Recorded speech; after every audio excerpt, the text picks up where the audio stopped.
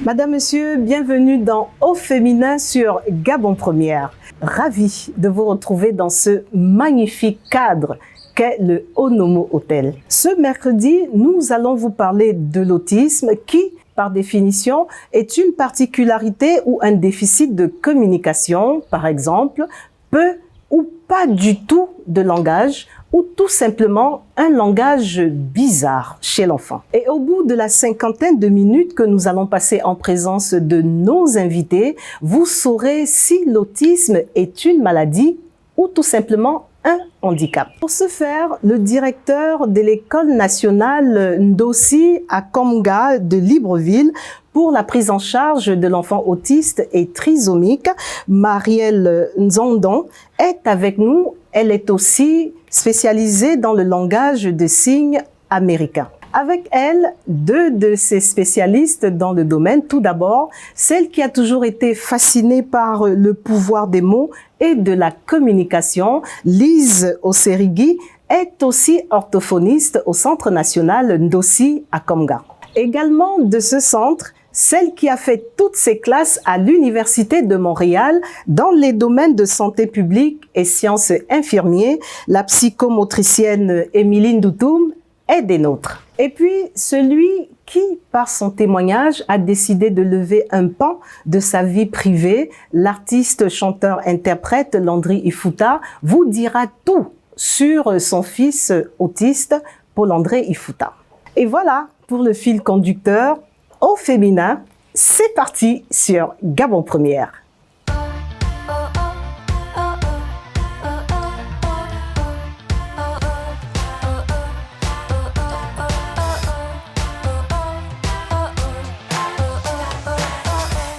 Et comme vous pouvez donc voir, nous sommes déjà bien assis, mesdames, monsieur.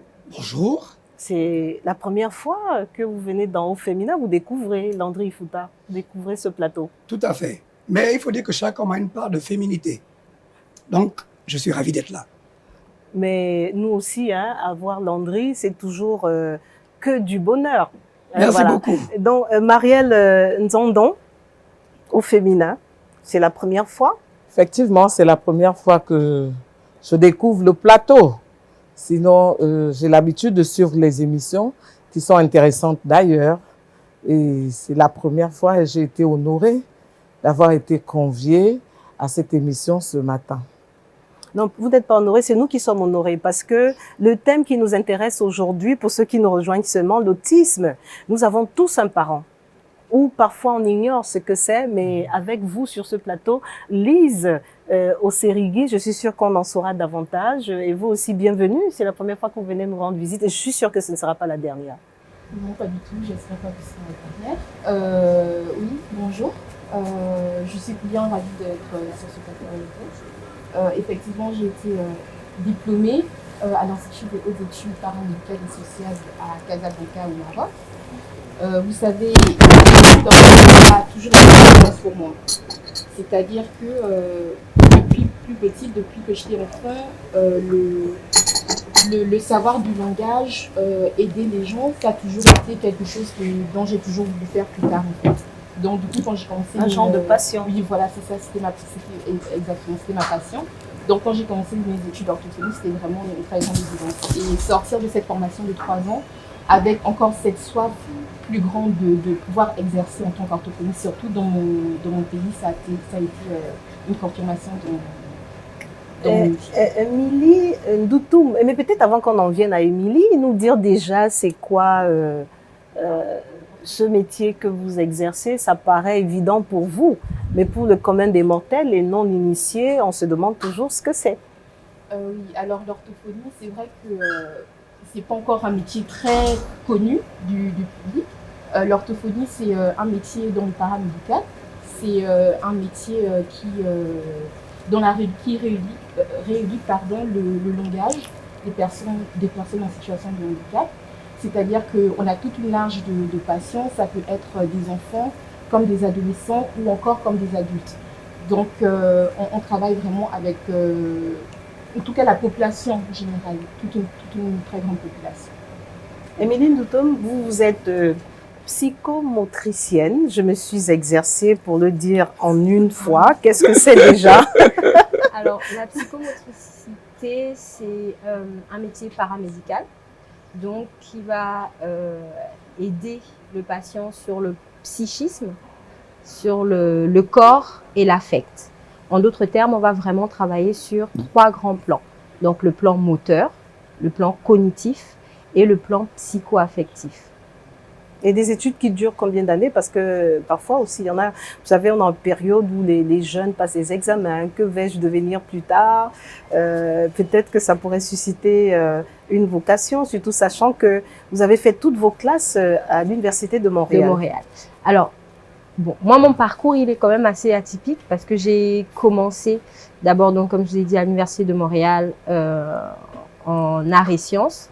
J'ai fait sciences d'abord. Ensuite, certificat en psychologie et après ça, santé publique et pour terminer en sciences infirmières. Donc, un baccalauréat par cumul de certificats? Seulement pour les sciences. C'était un baccalauréat par cumul de certificats. Ouais. Et ça, c'est très intéressant parce qu'on parle du système LMD au Gabon. Et ça, c'est une option qu'on devrait peut-être même mettre en offrir aussi. place. Oui, ça vous permet d'aller chercher ce dont vous avez besoin Exactement. plus tard pour vos études. Et avec un passage à Douala au Cameroun. À Douala, exactement. Alors après, j'ai voulu faire la psychomotricité, mais je me suis dit, je ne voulais pas repartir. Pourquoi? Parce que je voulais vraiment faire ma formation dans un pays africain pour justement voir déjà les réalités du terrain. Parce qu'une prise en charge en Occident ne sera pas la même qu'une prise en charge chez nous en Afrique. Donc avec le matériel qui n'est pas forcément adéquat, où il n'y en a pas, presque pas, avec peut-être les mentalités des parents, d'accord, donc qui ne sont pas portés à aller vers exactement, les spécialistes. D'accord, donc j'ai vraiment voulu faire ça en Afrique et j'ai choisi donc le Cameroun parce qu'ici malheureusement il n'y a pas d'école de psychomotricité. Et vous, Landry Ifouta? Thérapeute à vie. Au Gabon, vous n'êtes plus à présenter. Et pour ceux qui vous découvrent, je signale quand même que Landry Ifouta, c'est un artiste qui n'est plus à présenter et vous êtes parent d'un enfant handicapé, qui est autiste. Autiste. Un enfant autiste, oui. Autiste. Paul-André Ifouta. Paul-André Ifouta, c'est oui. son nom. Qui aujourd'hui a 15 ans. Oui. Mais encore, on en est d'abord à vous. Landry Ifouta, cet artiste musicien ou interprète. Quel autre couloir pourrez-vous nous ouvrir aujourd'hui au cours de cette émission? Peut-être aller vers la lutte dans certaines discriminations, promouvoir le fait que, bon, il est question de créer une seule société, donc aller militer pour l'inclusion plutôt que pour l'exclusion de certains parce qu'ils ont tel ou tel handicap. Mais je pense qu'en tant qu'artiste, il a été bien pour moi d'avoir un enfant handicapé, autiste, parce que bon, pour écrire une chanson, je suis condamné à observer la société et puis après j'écris, je prends ma plume. Je vous écris des faits de société, je vous écris ce que vous faites. Parfois vous ne vous rendez même pas compte. Est-ce qu'on en a déjà une sur l'autisme sans le savoir? J'ai plutôt envie qu'ils chantent. Tous mes enfants vont chanter une chanson pour revendiquer leur place dans cette société qui inclut pas mal d'autres personnes, mais pas très souvent les enfants handicapés. Il faut dire au passage, hein, mesdames, que c'est Landry qui m'a inspiré cette émission parce qu'on s'est rencontrés. Oui, et que je vous ai reproché de nous promouvoir certaines, enfin, d'autres histoires dans la télévision, mais il serait important d'emmener le plus grand nombre à connaître, à savoir et décider ceux qui pensent que, par exemple, l'enfant qui a cet handicap doit rester dans une chambre cloîtrée, cachée. Non, il faut assumer. Moi, je suis chanteur depuis 30 ans et je me suis rendu compte très vite que le fait d'accepter le handicap de mon fils faisait de moi le premier thérapeute qui après devait le confier aux autres thérapeutes dont il a réellement besoin pour s'épanouir. Mais nous saluons votre, je vais même pas parler de courage, parce que pour ceux qui connaissent Landry Ifouta, il y va, quand il a quelque chose à dire, il le dit. Vous dire merci d'avoir accepté d'être des nôtres aujourd'hui. J'espère que d'autres aussi à la maison, parce que très souvent, on a peur du qu'en dira-t-on. Heureusement Alors- que moi, je m'en fous complètement. Oui, donc... Sinon, je n'aurais pas merci. fait chanteur. Hein? Alors, venons-en au thème qui nous intéresse, l'autisme. On l'a dit dès le départ, et peut-être à la maison, les gens voient le titre. L'autisme est-il un handicap ou une maladie?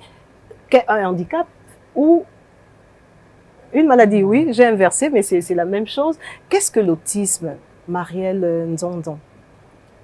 Ok, merci. Avant de répondre à la question, moi aussi, je vais faire comme les autres. Je vais dire que je suis titulaire d'un diplôme d'État en travail social, option formation et réinsertion des personnes handicapées. Je suis titulaire d'un diplôme supérieur en travail social, option formation des formateurs. D'accord. Donc, ce qui fait de moi un conseiller d'enseignement spécialisé.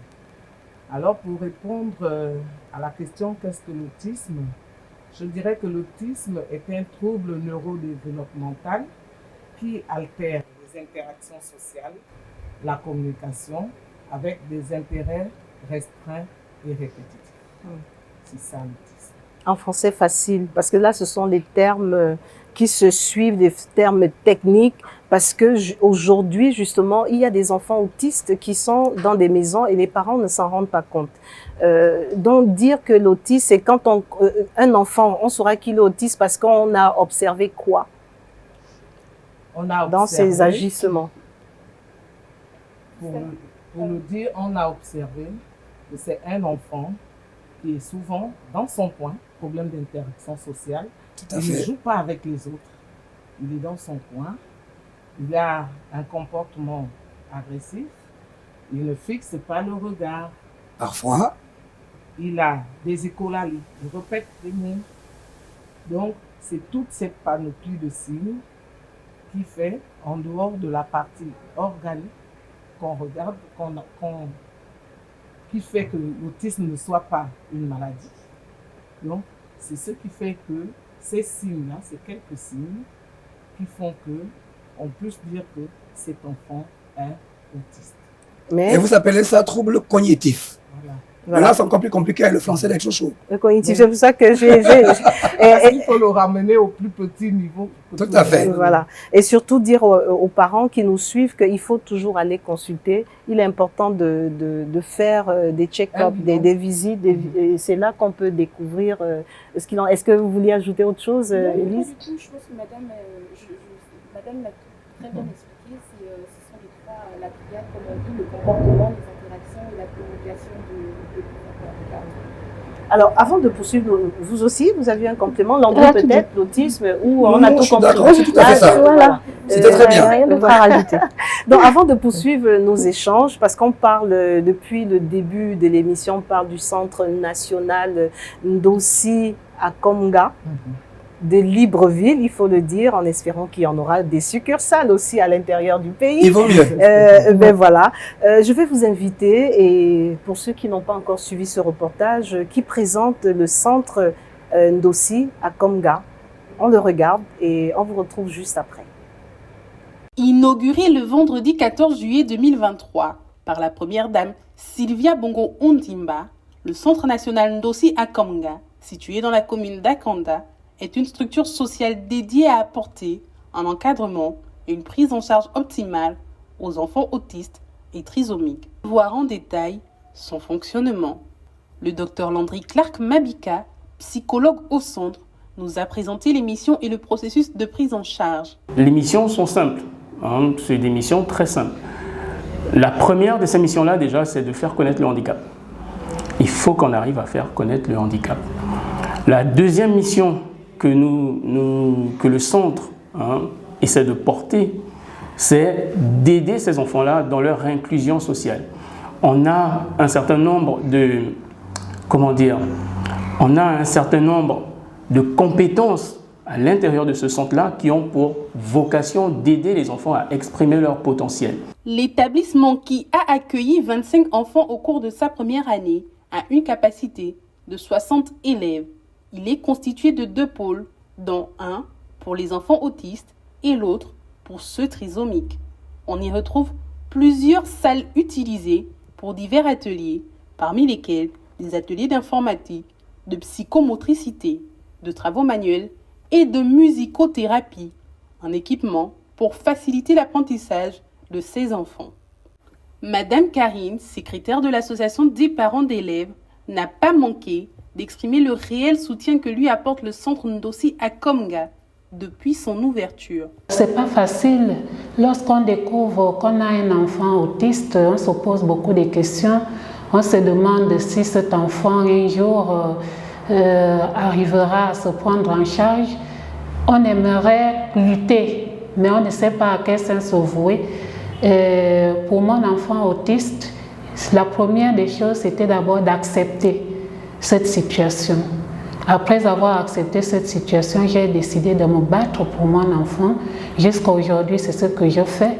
Je lutte pour mon enfant dans les hôpitaux. J'ai cherché à le scolariser. J'ai mené un combat pour qu'il soit scolarisé, pour qu'il soit pris en charge. Et par la grâce de Dieu, le centre Ndossi est là. Mon enfant est déjà pris en charge. Lors de sa prise de parole, elle a tenu à encourager ceux qui, comme elle, sont parents d'enfants porteurs d'un handicap. Mon mot va à l'endroit des parents qui ont des enfants autistes. Je demande aux parents de lutter pour leurs enfants, de ne pas baisser les bras. C'est vrai que c'est difficile, mais un enfant autiste a besoin de notre soutien pour qu'il s'autonomise, pour qu'il puisse se prendre en charge plus tard, pour qu'il soit intégré dans la société. Si nous baissons les bras, nous condamnons notre enfant à devenir un fardeau pour les autres et un fardeau pour la société.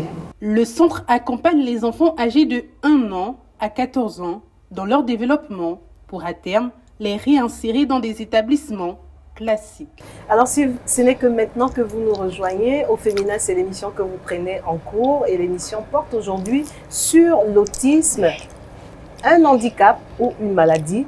Au fil de l'émission, vous comprendrez si c'est une maladie ou c'est un handicap parce que vous aurez les réponses à vos questions. Marianne Nzondon, on vient de suivre ce reportage qui nous présente le Centre national Ndossi à Komga. Et là-dedans, ce n'est que, j'aime bien le terme, c'est une brochette simplement de spécialistes que vous nous avez apportés parce qu'il y en a d'autres qu'on a vus dans le reportage. Oui. Effectivement, au Centre national Ndossi à Komga, nous avons un personnel qualifié, en dehors des psychomotriciens, de l'orthophoniste, nous avons des psychologues.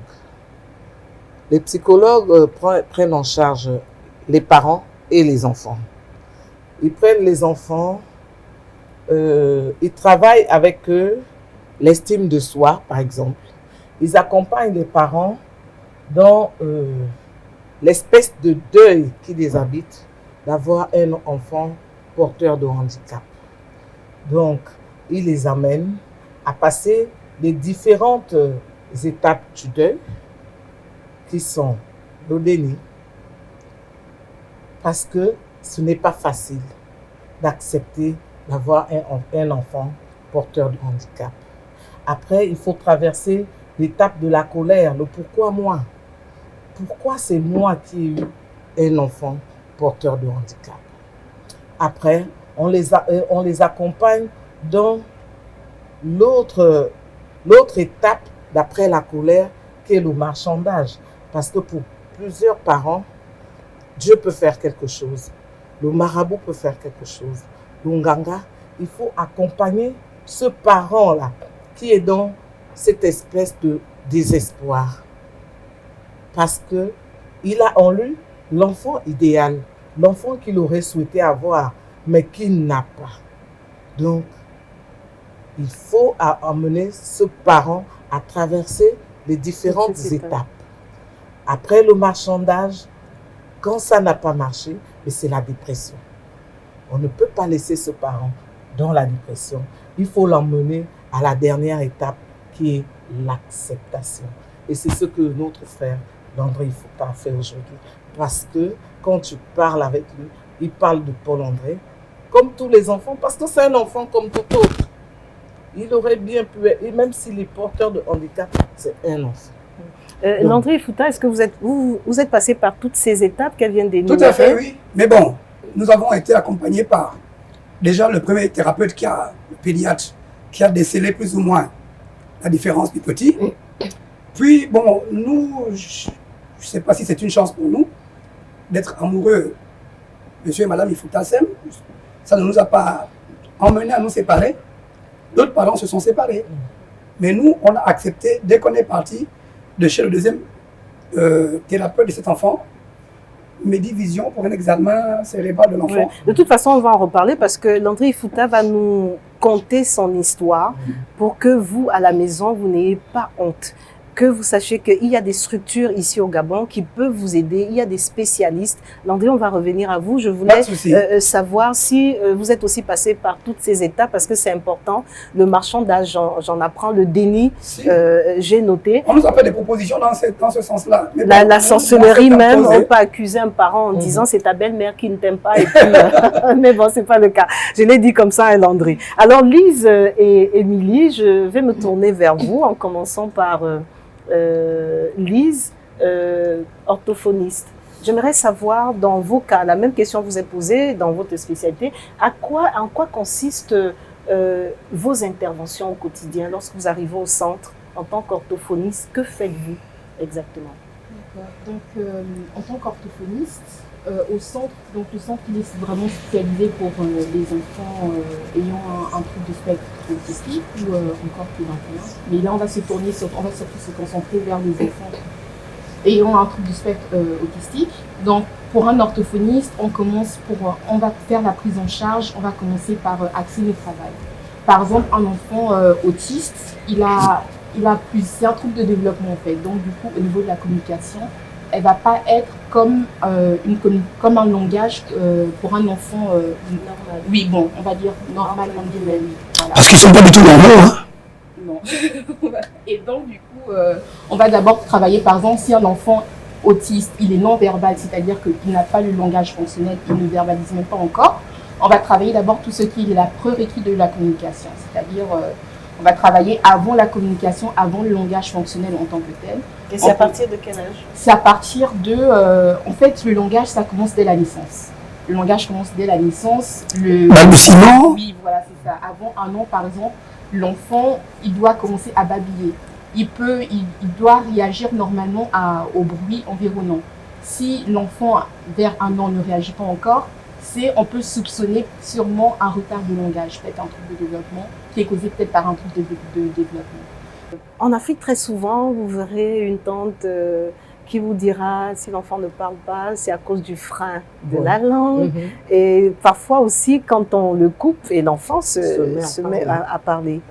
Alors, la prise en charge... Il consiste en quoi? On va plus redéfinir parce qu'on a déjà noté ce que c'est. Déjà, ce qu'il faut savoir, c'est qu'au centre, la prise en charge est personnalisée. D'accord? Je ne vais pas prendre chaque enfant de la même manière. Donc, en fonction du PAP qui a été fait au centre, la prise en charge, elle sera donc effective. Mais on travaille, en tant que psychomotricien, on va travailler sur le plan moteur, donc tout ce qui a trait à la motricité globale, motricité fine, graphisme. On va ensuite travailler sur le plan cognitif, d'accord? On va voir si l'enfant est capable de faire des prérequis, voir comment il retient des choses, s'il y a, en tout cas au niveau des fonctions exécutives, donc mémoire, attention, concentration. Et enfin, on va travailler sur le plan psycho-affectif, donc le comportement de l'enfant. Et à quel moment les parents interviennent? Quand vous le faites, est-ce que les parents sont présents ou bien c'est juste en aparté? Alors non, là les parents ne sont pas présents parce qu'on prend les enfants qui sont là-bas de 7h30 à 15h. Donc les parents, eux, ils sont au travail. C'est comme une école. Une garderie. Non, ce n'est pas une garderie. D'accord? Ce n'est pas une garderie, c'est vraiment un endroit où l'enfant vient pour justement avoir une prise en charge. Une école spécialisée. Spécialisée, pour que l'enfant ait des prises en charge adéquates. Je voudrais ajouter, Mireille, que quand on fait la PAP, le parent est présent. Tout à fait. C'est toute l'équipe, donc la famille, le centre, qui s'assoit. Parce que quand l'enfant vient au centre, quand l'enfant est admis au centre, on l'observe. Il a 1 mois, 3 semaines à 1 mois pour l'observer. C'est après cette observation que on réalise le PAP, le projet personnalisé d'intervention qui est unique pour chaque enfant. Et le parent participe à l'élaboration de ce PAP. Alors, parce que chaque enfant a des troubles différents. Oui. Alors, à vous entendre, parce que quand je reviens, et ça me revient là en suivant le reportage, j'ai entendu parler de 9 enfants autistes qu'on encadre. Oui. 9 enfants au niveau trisomique, encore que ce n'est pas l'objet de l'émission sur la trisomie. Mais est-ce à dire que vous n'avez qu'une capacité d'une vingtaine de places? Parce que j'imagine qu'au sorti de cette émission, il y en a qui vont se ruer vers le centre en disant, ben, écoutez, en vous suivant, j'ai compris que mon enfant souffrait de cet handicap. Comment faire? Est-ce que ou bien c'était juste pour les besoins du reportage, la capacité d'accueil du centre? Je voudrais dire que le reportage, c'est un reportage de l'année dernière. Ce n'est pas un reportage de cette année. Il n'est pas actualisé. Il n'est pas actualisé. Donc, apportez-nous des compléments d'information. Voilà. D'où ma question. Le centre a une capacité d'accueil de 60 enfants. Et cette année, nous avons 39. Sauf que nous prenons les enfants, les autistes de niveau 3. C'est-à-dire? Parce que il y a des niveaux, des différents niveaux. Donc nous prenons ceux qui sont beaucoup plus, qui ne sont pas du tout autonomes. Parce que notre objectif, c'est de les rendre autonomes. Donc c'est eux que nous prenons de 7h30 à 15h30.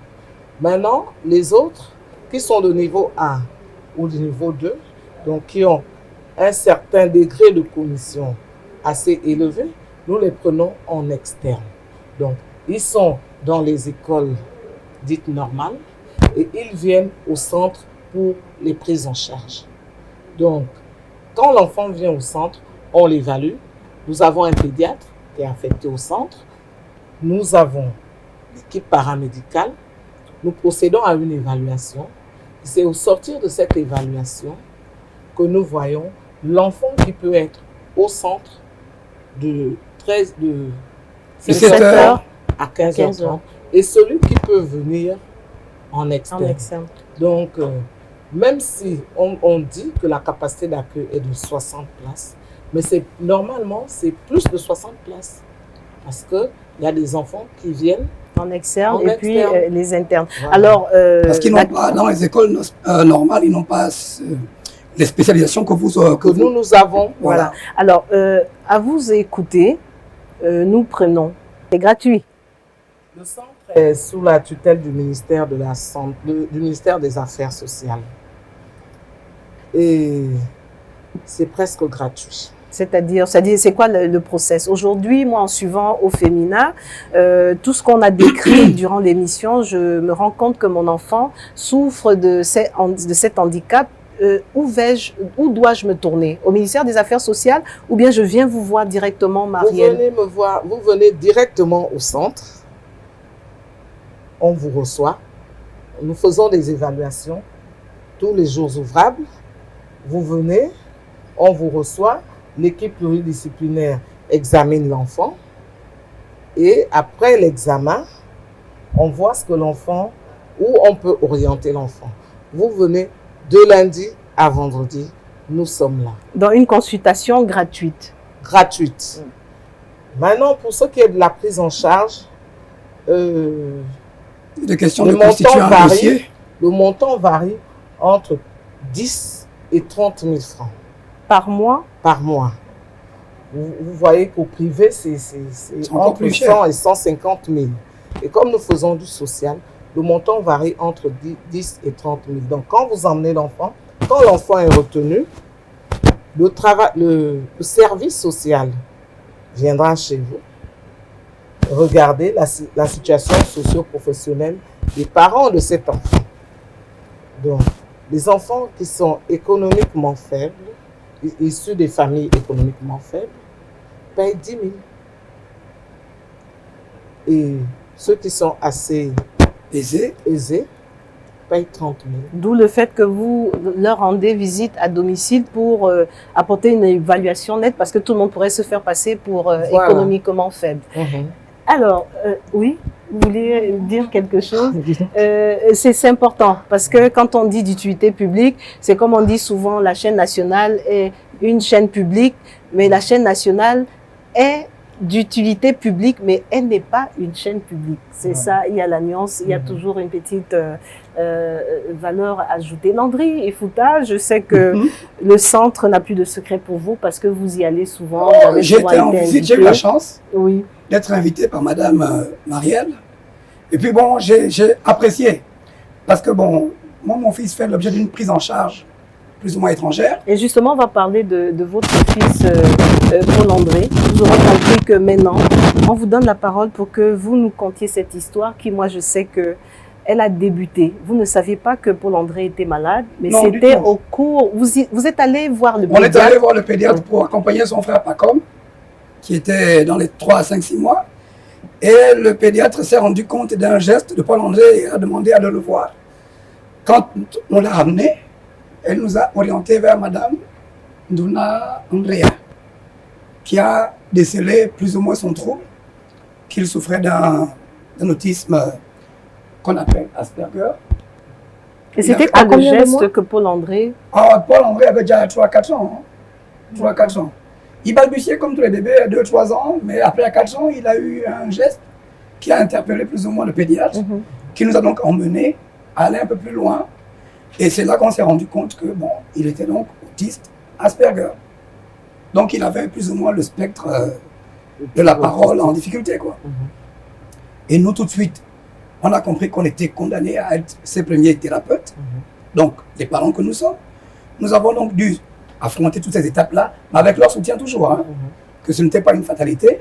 Au contraire, même, je pense bien que avoir un enfant qui a cet handicap est même une chance, parce qu'il nous permet d'avoir un regard plus approfondi sur un enfant. Ne pensez pas qu'avoir un enfant normal, ça y est, il a mangé, il a bu, oui, tout va bien. Non, il faut regarder l'enfant. Il faut faire attention. Nous, Paul-André nous a amenés à devenir ces parents-là. Parce que vous ne l'étiez pas avant? Bah, j'avais pas encore d'enfant. C'est mon premier fils. Et donc, déjà pour lui, grandissant avec 2 adultes, il a également aussi eu le syndrome de l'enfant roi, qui n'a pas envie de parler avec vous, puisqu'il s'est dit que, bon, eux, ils sont un peu plus grands que qu'est-ce que j'ai à dire avec eux. Du coup, il a commencé à parler avec la télévision, d'où il répétait les fameux balbutiements. Et puis nous, on s'est mis à appliquer un coup chez l'orthophoniste, un coup chez les autres thérapeutes. Et puis nous-mêmes, on est devenus ses premiers thérapeutes puisqu'on vit avec lui. Alors, Landry Ifouta, vous avez utilisé un terme comme moi, en entretien, hein, je dis à Landry, raconte-moi un peu d'histoire, il me parle de Asperger. Mais là, c'est eux qui peuvent vous en parler, c'est eux qui ont fait les mais je me suis demandé qu'est-ce que c'est, parce que est-ce qu'il y a une différence entre un autiste et un autiste Asperger?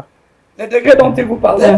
C'est quoi la différence? Parce que moi, je pensais qu'autiste, c'est au 6, mais quand il me rajoute ça, c'est vrai qu'en fouillant un peu, j'ai compris que le fils de Landry, lui, il n'aura pas de difficultés au niveau intellectuel. Je crois que c'est un peu ça, la différence.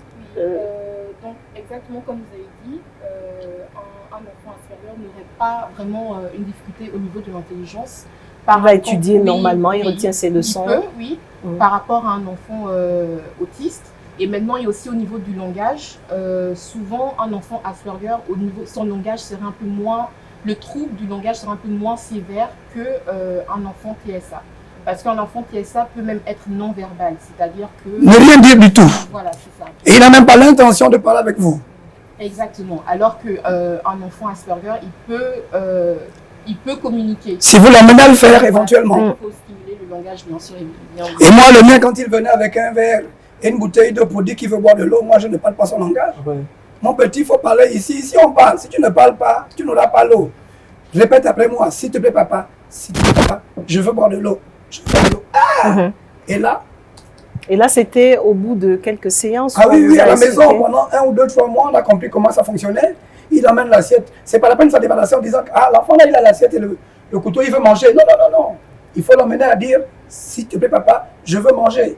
Si vous ne dites rien, automatiquement, vous savez manger, vous venez de commettre l'erreur de parler son langage. Et donc, vous entretenez sa vie dans sa bulle. Et ce n'est pas souhaitable. En réalité, ce qui est important de dire, c'est qu'un enfant Asperger, il aura généralement des difficultés au niveau des interactions sociales. C'est ça.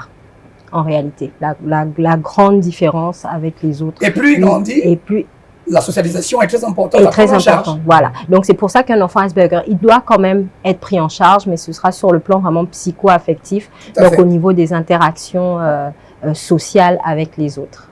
Moi j'ai pu le faire, mais jamais je ne me suis exclu des thérapeutes qu'ils sont. Hein.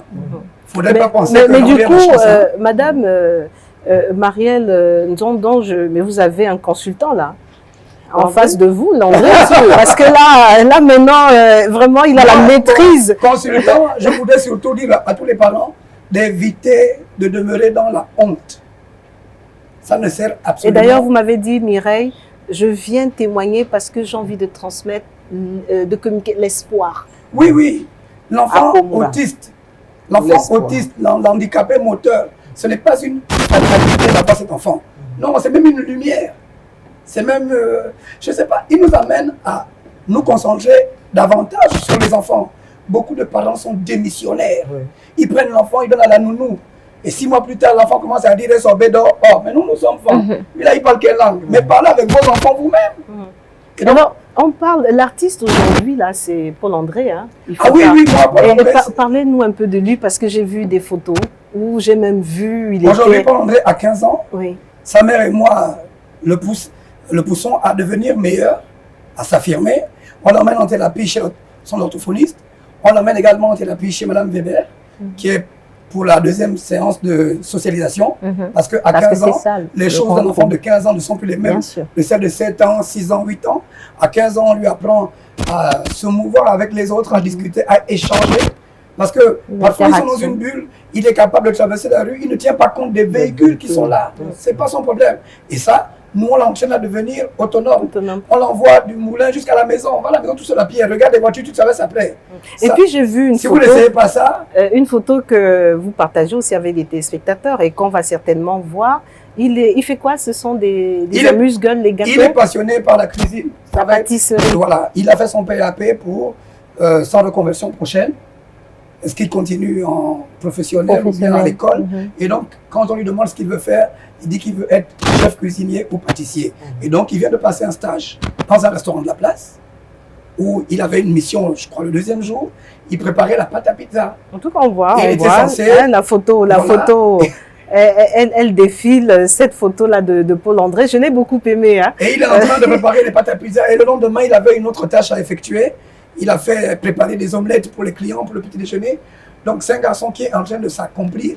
Donc, c'est pour vous dire que pendant 15 ans, j'ai peut-être maigri pour danser, chanter et payer ses thérapies. Mais ce n'était pas pour rien. Et on peut voir cette lueur qui, dans vos yeux, quand vous parlez de Paul André, il ne tarit pas d'éloge. On sent ses efforts. Et je voudrais vous dire que je ne l'ai pas fait tout seul. Hein. Marion était là, pas comme son petit frère était là. Emmanuel, sa petite sœur, sont toutes là. Et il y a son tout dernier frère qui s'appelle Dylan. Tout le monde a pour mission de le faire parler. Il faut qu'il bavarde. Même s'il a joué à son téléphone pendant 1 heure après, ça se coupe. Reviens avec nous ici, on discute avec toi. C'est la même maison. Voilà. Je dois même leur dire que avec Marion, nous avons appris à notre enfant à aller faire les selles. Ça, ils ne voulaient pas. Parce qu'il y en a qui, parmi eux, ne supportent pas de voir leurs selles.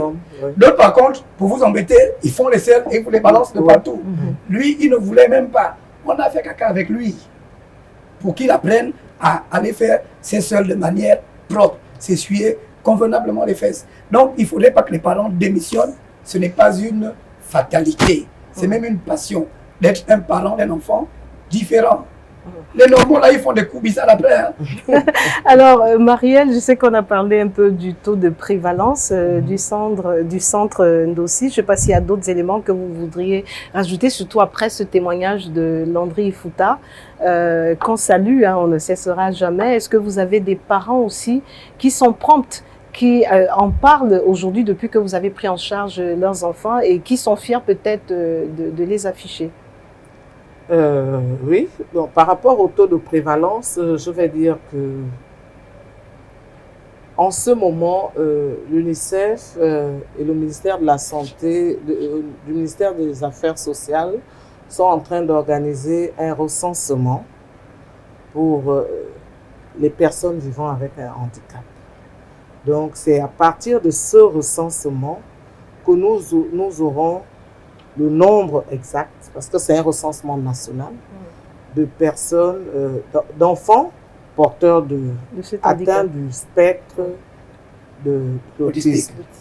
Sauf qu'au centre, nous constatons que les garçons, que le handicap est beaucoup plus présent chez les garçons que chez les filles. Voilà. Donc, c'est ce que je peux dire par rapport à la comment l'expliquez-vous? Parce que quand on parle d'autisme, on parle aussi que ce serait génétique, d'origine génétique. Et en fouillant ici et là, Landry... Beaucoup de couples se séparent. Oui, Landry... Se rejetant mutuellement la responsabilité. Non, je vais dire... je vais dire que on découvre que c'est beaucoup plus l'homme qui est porteur de la tare. Oui. D'après des études récemment... menées. Non, moi ça ne me dérange pas du tout. Oui. D'après les études récemment menées, on dit que la tare vient de l'homme. Et pourtant, l'homme, très souvent, démissionne. Mais comme on dit souvent que le sexe aussi vient de l'homme, que c'est l'homme qui fait le sexe en fait de la femme. Oui. Oui. À cause des chromosomes. On attribue la tare à l'homme. Non. Mais je connais apprendre avec des pincettes, attention. Je connais une femme avec des pincettes, je ne vais pas citer leur nom par pudeur. Je connais une femme qui a fait un enfant autiste avec un de mes cousins. Et puis, elle a estimé que c'était la faute de l'homme. Dans sa famille, il n'y avait pas ça. Elle allait refaire un deuxième enfant autiste avec un autre homme. Non, apprendre avec des pincettes. Vous savez, il faut toujours qu'on regarde. Avec des pincettes, ce sont des études scientifiques. Et j'ai conseillé mon cousin de prendre sa femme et les deux enfants ensemble. Ils peuvent arriver à sortir leurs enfants. Il ne faudrait pas qu'ils pensent que c'est le travail d'un seul parent. C'est la responsabilité des deux parents. Parce que la stratégie que la mère peut mettre en place ne fonctionne pas. Le père, comme tu l'observes, peut amener... Ils deviennent complémentaires dans le suivi de l'enfant. Les parents des enfants autistes sont comme un peu Starsky et Hutch. Le bon policier et le mauvais policier. Vous allez finir par trouver ce qui va empêcher l'enfant à continuer un trouble. Et donc, ça, c'est pour dire qu'il y a des études scientifiques, mais la réalité est tout autre. Et d'ailleurs, on sait que l'autisme ne se guérit pas et que chaque enfant est unique. Vous aimez à le dire. Mais nous sommes presque tous autistes. L'autisme ne se guérit pas dans la mesure où ce n'est pas une maladie. Tout à fait. C'est un handicap, voilà, mais qu'il faut ce n'est corriger. Pas une pathologie.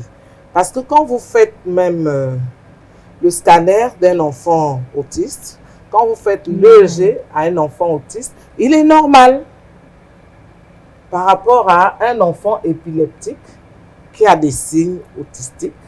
Mais d'ailleurs, l'enfant autiste a des résultats. La plupart du temps, les autistes, c'est des génies. Albert Einstein, Lionel Messi. Bon, ça aussi, ça a vérifié. Si on suit Landry, si vous me permettez qu'on évolue encore quand même. Oui, on évolue parce que c'est important, toutes les informations que nous donnons aujourd'hui. Et c'est important le témoignage de Landry. Et c'est important aussi d'en appeler à la conscience familiale ou bien du couple. C'est pour ça que c'est vraiment génial, mais ça ne marche pas toujours comme ça. Parce que il y a... on va en arriver, Landry. On va en arriver, mais vraiment qu'on permette de dire aux gens à la maison, lorsque vous avez un enfant, il se fait à deux. Et il n'est pas question, on assume un enfant, qu'il soit normal ou pas normal. Il n'a pas demandé à naître. Ça a été un acte qui a été posé à deux et dont il faut être là. Vous pouvez ne plus avoir envie de cheminer ensemble, mais l'enfant ne dira jamais c'était mon père, c'était ma mère. Donc voilà. Lise Osserigui, vous travaillez beaucoup en étroite collaboration avec les parents, voire les familles et autres professionnels. Avec quoi exactement comme mode d'emploi? Parce que là, on vient d'évoquer, parfois, il y a des parents démissionnaires. Il y a des enfants qu'il faut prendre avec une technicité dont seuls vous, les spécialistes, détenez les secrets. Quelle est la stratégie habituellement que vous utilisez? Tout à fait. Alors en orthophonie, on travaille beaucoup avec les parents parce que la prise en charge d'un enfant autiste, c'est une collaboration entre le parent et le spécialiste. On peut pas, la prise en charge ne peut pas être complètement à 100% si le parent n'est pas impliqué dans cette prise en charge. Donc du coup, on met en place ce qu'on appelle une guidance parentale ou un accompagnement parental, on va dire, où on accompagne le parent dans la prise en charge de l'enfant en quelquefois, de temps en temps, le parent peut même être témoin d'une séance de rééducation avec l'orthophoniste et l'enfant pour pouvoir avoir quelques petites astuces, comment travailler, comment jouer, on va dire, avec l'enfant à la maison pour pouvoir stimuler son langage. On donne aussi, bien sûr, des conseils aux parents pour pouvoir aussi stimuler le langage à la maison, pour pouvoir aider l'enfant aussi on va dire, pour lui permettre à se concentrer, à comprendre aussi les consignes. Donc, c'est vraiment une collaboration en tant que telle. Donc, la prise en charge d'un enfant autiste, ça inclut aussi l'accompagnement du parent. Alors, et vous dites aussi, et ça m'a fasciné, que chaque enfant vous inspire. Parce que quand vous en parlez, on dirait que vous êtes en train de boire votre jus préféré. C'est parce qu'il est passionné par son métier. Oui, voilà. Merci beaucoup, monsieur. Beaucoup pensent que c'est beaucoup d'argent qui nous font faire des choses. Non, c'est la passion. Landry, j'aimerais vraiment qu'elle en parle parce que vous voyez, dans toute chose, il faut faire avec amour, avec passion. Et vous, on le ressent et je pense que c'est ce que vous transmettez aussi aux enfants et qui le ressentent. Oui, exactement. En fait, dans ce genre de métier, il faut vraiment la passion. Il faut être passionné de ton travail, il faut vraiment aimer ce que tu fais. Parce que, comme j'ai dit auparavant, quand je suis sortie de cette formation de 3 ans, c'était vraiment pour moi une évidence que je voulais vraiment travailler, aider les personnes en situation de handicap. Il y en a qui m'ont demandé, Landry, c'est un homme, c'est au féminin, il est rare de voir un homme qui assume. C'est pour ça que je n'arrête pas de vous dire... Moi, je suis particulier. Chapeau. J'aime les enfants. 2, j'aime mon enfant. Et j'aime les enfants de tous les autres parents qui sont dans toutes les associations. J'ai même fait un concert avec eux l'année dernière. Les enfants différents à l'Institut français. Les autres vous diront aussi qu'on aime nos enfants. Mais Marielle Nzondon, qu'est-ce qui explique, et d'ailleurs je m'adresse à vous, des spécialistes, ce frein-là, et là, vous allez nous dire, c'est dû à quoi? Parce que les femmes, très souvent, rejettent la faute à la femme. Mais l'homme assumé, comme Landry le fait aujourd'hui, comment faire pour les amener justement à comprendre que l'union fait la force dans le processus de guérison ou bien d'épanouissement de l'enfant? C'est ce que je disais tout à l'heure par rapport à l'acceptation que Landry a accepté. Et comme il a accepté, il accompagne son enfant. Ce n'est pas un poids pour lui. Donc, ceux qui n'acceptent pas sont encore dans la situation de deuil qu'on va devoir accompagner pour qu'ils atteignent l'acceptation. Parce que dès que vous avez accepté la situation de votre enfant, vous êtes libre. Vous savez qu'il n'est pas un enfant différent. C'est un enfant comme tous les autres. Et on l'accompagne, qui a tous les droits. Parce que les enfants porteurs de handicap ont aussi des droits. Alors, avec tout ce qu'on vient d'évoquer, et avant qu'on ne passe au conseil pratique, parce qu'on est quasiment rendu à la fin de l'émission, est-ce qu'on peut dire en chœur que l'autisme n'est pas une maladie, mais c'est un handicap? En tant qu'orthophoniste, ce que je peux conseiller aux parents, c'est de déjà, premièrement, être patient, persévérer dans la stimulation du langage de l'enfant, raconter beaucoup avec l'enfant, parler avec l'enfant et surtout, s'il vous plaît, baisser aussi les écrans. La limite des écrans, c'est pas du tout acceptable. Effectivement. Émilie? Alors, en tant que psychomotricienne, je vous recommande de s'amuser avec vos enfants, surtout quand ils ont moins de 3 ans. D'accord, vraiment jouer avec eux, être alerté sur les premiers signes, d'accord, quand le développement devient anormal. Inscrire aux activités extrascolaires si vous n'avez pas le temps pour qu'il y ait déjà des interactions avec tout le monde, avec les gens, avec les autres enfants. Et pareil, surtout réguler le temps d'écran. À la limite, vous pouvez regarder la télé avec l'enfant, mais lui demander de vous raconter ce qu'il a vu. On ne demande pas de bannir complètement la télé. Féliciter tous les parents qui, comme moi, ont assumé, qui ont accepté la tare de leurs enfants et inviter la société et nos gouvernants à plus d'inclusion. Promouvoir l'accès pour nos enfants dès qu'ils grandissent, dès qu'ils ont cette capacité de se mouvoir dans la société, d'avoir accès à un travail, parce qu'ils sont très utiles pour le développement de notre pays. On ne peut pas se permettre de les mettre à l'écart. C'est mon combat. connaissez et que vous assumez dans cette pratique? Je peux dire que je voudrais demander aux parents de ne plus cacher les enfants, qu'ils sortent les enfants, qu'ils amènent les enfants au centre. Nous allons les évaluer, nous allons les accompagner dans la prise en charge de ces enfants. Et je ne saurais clore mon propos sans tirer un coup de chapeau aux éducateurs du Centre national Ndossi Akomga qui travaillent à bras le corps, qui ne ménagent aucun effort pour emmener les enfants inscrits au centre à atteindre l'autonomie et la socialisation. Alors, au nom de toute l'équipe, nous, on va vous dire merci d'avoir accepté cette invitation, d'être venu nous édifier sur ce handicap qui n'est pas une maladie. L'autisme est un handicap et non une maladie. Ça ne se soigne pas, mais ça se corrige. On peut améliorer le quotidien de l'enfant en le cachant. Vous n'aidez pas votre enfant. Et à l'endroit des plus hautes autorités, on influerait peut-être le point.